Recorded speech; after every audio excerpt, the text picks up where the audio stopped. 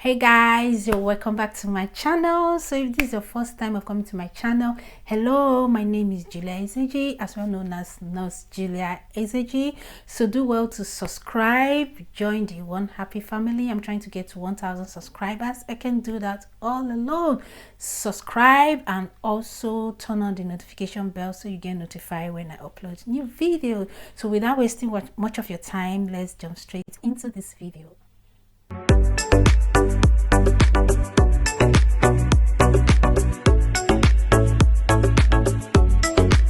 So guys, today's topic is all about compilation of advice from nurses to new nurse and also nursing students. So I came across this Facebook page. So what they shared, about funny things about nurses. What advice do nurses have for student nurse? So I'm going to show you a whole lot of bunch of advice, about 15 of them, so funny, and at the same time some are still passing out message to student nurse. So I'm going to be reading them out and also going to be showing them on my screen. Now she said, what advice do nurses have for student nurse? Do not say run. Because that is most of the comments they always make on whenever she posts. She said do not say run, but someone just wrote run, be a forest range or greeter at Walmart. I think this person that comments saying you should run, don't be a nurse. Instead of you being a nurse, go and be a forest range or a greeter at Walmart. Is nothing that bad. Then let's look at the next comments. The next person wrote run for your life. Oh my god. And the last person said always recheck your medication before giving the patient their meds. Always double check. You will not regret doing that. Please, student nurse, always double check. Because there is a particular nurse, I think she's in band 7, she's in the UK. She made a statement when she was doing her husky, then when she was in band 5. What made her failed her first husky test was she gave out expired paracetamol, that the medication was expired. She did not check. So now imagine that was husky, and you know husky is more like simulation. So now imagine if that were to be in real life, giving out expired paracetamol to a patient. That is very bad. That can cost you your license. Make that as a priority. Don't ever be in a hurry. Always check. Let's look at another comment. This person said, instead of browsing your phone, talk to your patient. Always care using knowledge and compassion. What? Does it mean nurses like browsing, checking their phone instead of attending to patients? Or is it that it's during their break? That is why I can't recall the nurse that made the statement. I think it's always good whenever you're on break, just go off where people could, like where your nurse manager could reach out to you. Because sometimes when you're on break, whenever you're sitting somewhere that they could easily see you and reach out to you, they can easily feel like you're idle, you're not doing anything, not knowing that actually you're on your break. So but I see no reason why a nurse should be checking their phones when they are not on break. I mean, nothing wrong for checking your phone, but not when you have a patient to attend to and your phone is your priority. I think that is very wrong. If another one that drew my attention here is work as an aide before going to nursing school to see if you really fit in. I think that really made sense. Why? Because most people, they just feel like nurses is easy to get job, they're after the bag, forgetting that this has to do with passion. Why some they just work for 5 years and they're like, I'm done with this. I have a course mate. She said she's into the finance. She actually said working as a nurse is very short period of time, and afterwards she's going back to her profession that she really have passion for. So I was like, why waste your time then? Why are you not doing the nursing? Instead of you coming to do nursing, BS in nursing, when you already have a BS in finance, why not just go do masters and try to like be a master of what you have passion in, instead of just trying to jump from one profession to another. I don't know. So I think those are the class of people that will always tell you, run, don't be a nurse. Instead of you being a nurse, just go to be a greeter at Walmart. Or I think this really, really makes sense. So if you are not really sure if nursing is really what you want, how about you try to be a nurse aide for like 1 year or 2 years and see how it turns out. If it's really interest, catch your fantasy, I think you should go study full nursing. So another one here, another commenter, this one is really, really, really really touched me. So let me go ahead to read it. It said, bad experience are learning experience. If you are in a rough place working, it will teach you fast. Really? That is for people that can take pressure. For someone that cannot take pressure, if you are really working in a very rough place, it will throw you off balance and you end up making mistakes here and there. And let's continue with the comments. And she went ahead. I learned last year how to push and advocate for my patients. I learned how not to let people walk over me.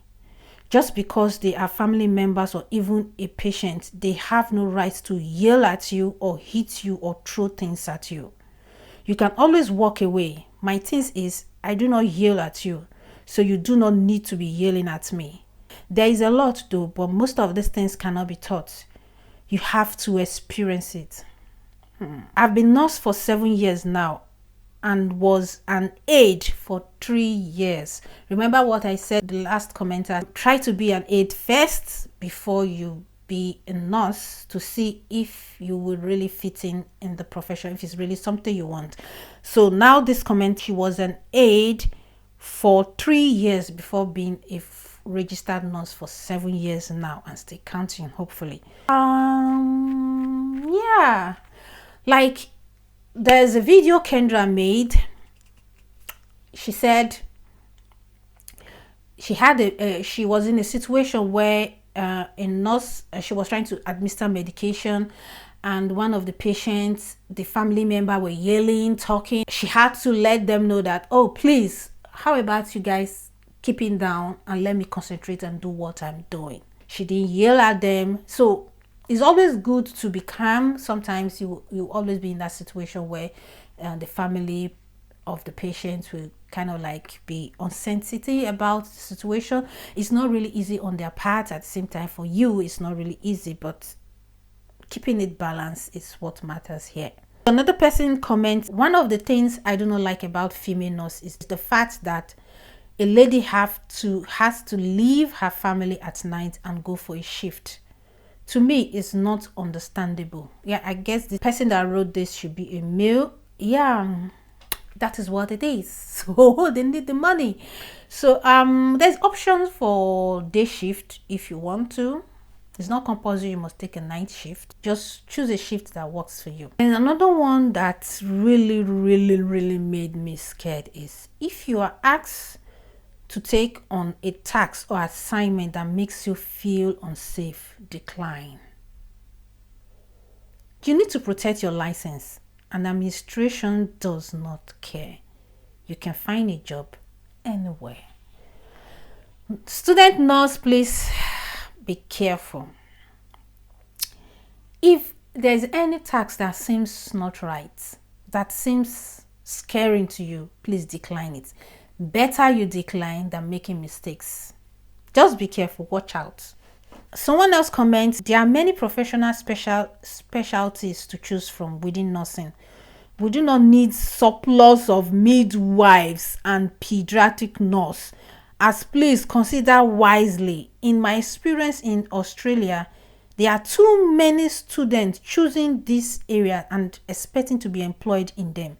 Truth is, we desperately need mental health, aged care, emergency, surge, stroke med, drug and alcohol nurses. What? And I was thinking, if you come to my university, as in majority of the nurses you see, then 95% are general nurse. Only 5% are midwifery, that are studying midwifery. So I don't know. Is it that there's no much job opportunity for midwifery and pediatric. I never even like pediatric nursing because it's too delicate for me and it's too complicated for me. Yeah, so I don't know. Based on this comment, seems like maybe probably is in Australia that this is happening. Maybe they have too much of midwives and pediatric nurses. So if you're going to Australia to work and you're a midwife or a pediatric nurse, so I think you should reroute your your destination to another country since they have a lot there. So another comment here is, go far from bedside as soon as possible. Oh my god, what is so wrong about bedside? So many people are been hearing so much about bedside. What is the problem about bedside? People, talk to me. Is there anything wrong with bedside nursing? People complain that bedside, run away from bedside. Fine, bedside nursing is not so easy, but if all nurses should run away from bedside, so who's going to be a bedside nurse? Who knows? So another one, when picking an employer, go with the one that has the best education department. They will pay you if you are good to continue learning.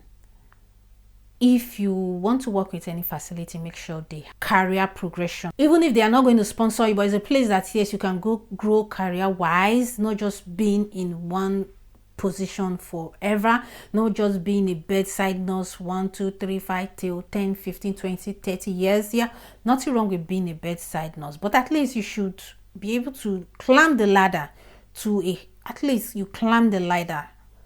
a higher height, let's put it that way. So one of the comments here, this is more like a tips. When you get a patient back from a procedure, flush or IV. Make sure you flush or IV. There's possibility they may be blockage somewhere, or maybe at the process of raising their hands, turning position, the IV may be blocked. So yeah, we experienced that at the neurology ward. There's a particular age patient, I think she should be in her 80s. She tried to, actually went to take a bath. She had IV in on her leg. So when she came back, we were trying to like change her drip and the drip was not flowing. So we tried to flush the IV and the IV was actually blocked. So IV need to be changed. Someone else wrote here, do not touch my pen. And if you do lie and say you think the doctor grabbed it. Is it that nurses steal pen? I don't understand. Nurses, do you guys steal pen? Please drop it in the comment section if you steal pen. Then another one here, never be afraid to say you do not know something. Carry a little notebook with you for the first few months to write down anything and everything. Many times it is the smallest thing that will make a patient feel better. An ice pack, a cup of tea, a blanket, sitting with them while they talk. Oh, and please do not say, I know. When a senior nurse tells you something, smile and say, thank you. Do not say I know to your senior nurse. Whenever they give you instruction, whenever they say something, say thank you. Oops, that's a whole lot of things to do. Another one I wrote here, never say that is not my job. I didn't know that an RN said that to my husband when he asked for ice. I have had a her ass. So what she's trying to say is that I've heard a nurse in the US saying that she's a band 6 or band 7 nurse. She has been a nurse for more than 10 years. So there are situations that she have to go get some food for the patient. That is actually not her job, but she just have to do it because at that moment there's nobody else to do it. Because there are some hospitals that you need to have like a nursing aide, but if nursing aide is not there, you can't just feel like, oh, I'm a band 7 nurse. Why should I go get food for my patient? Why should I go get a towel? Why should I go get this and that for my patient? No, you just have to do it, even if it's not your job. Do it as long as it's not detriment to your license, as long as it's not something unsafe. Just do it. The other comment here I love so much is, talk to your patient. Do not spend all your time documenting, chatting. Use your common sense. Like, It's not easy. It's not really easy. I've heard so many nurses complaining. Sometimes even their charts, their documents, they don't actually complete it. Imagine when you have up to 20 patients to take care of. Sometimes some nurses forget to document. So if you don't have to, if you can forget documenting, is it that time you will spend talking to patients? That time is not there. That is, you will really blame the nurse. But I think you just have to do what you can do. Even if it's 1 minute of your time you can give to your patient, I think we should just try and do that. Do not be afraid to admit that you know nothing. There's nothing more dangerous than a nurse that knows everything. Listen and look at the patient when they speak. Visual clues are as important as what the patient is saying. Yeah, our geriatric professor said it when we were talking about communication with elderly, that sometimes some elderly, there's a verbal communication and non-verbal communication. So this falls within the non-verbal communication. Sometimes some patient may just tell you, I'm fine, but me looking at the patient, you know that something is wrong somewhere. Maybe probably they're just fed up complaining, or they're just fed up seeing your face. Someone else comment here saying, love what you do and do not let the system bring you down. Even the smallest kind gesture can change someone's experience. Like I said, always make sure this is your calling and be ready for the task ahead. So another one here saying, certain medications are made with pork, heparin, insulin, pitocin. If you have a patient that are allergic to pork or do not take pork for religious reason, list this as an allergy. I mean, not like, sometimes I don't like taking Coke, so I can as well write it as allergy. That is for someone that don't like taking Coke. So another one here that really interests me is, do not ever accept the first offer. Hospitals are always going to lowball you. I don't know if this really makes sense. Now your first offer, don't always accept it. What if it's the first offer is the only offer you have? Are you going to say the person should not accept it? I really don't know. So if you have anything to comment about this, drop it in the comment section. Okay. Walk very slowly and quietly to the door. Get in your car, start it and drive away like a bat. Okay, so that your nurse manager will not call you back to tell you, oh, you have another assignment. Oh my God, this is so funny. So another one that interests me here is, if it was not written, it was not done. Have plenty of pen. Then someone replied, everything is on computer now. Very small need of pen. But good, everything is on computer now. I think that makes it much easier. Then I don't go back to school for engineering. What? Still trying to discourage people interested in studying nursing. Another one say, run, Simba, and never come back. And another person comments here saying, save your back. Yeah, it can be very taxing wanting to lift patient, most especially when you don't have physiotherapists there. Even physiotherapists, these are humans, but the last ward we went for our clinical, which is neurology ward, they had like 2 or 3 physiotherapists, and they have a particular kind of instrument they use to lift the patient. Not like, though it may get to a point where they need to, like, if they want to change a patient from this bed to the next bed, they may have to do it by themselves, but there are usually 4 of them that will do it together. So, well, if it's a patient that is very big, so yeah, back pains and all those stuff, but we just have to do what we can do.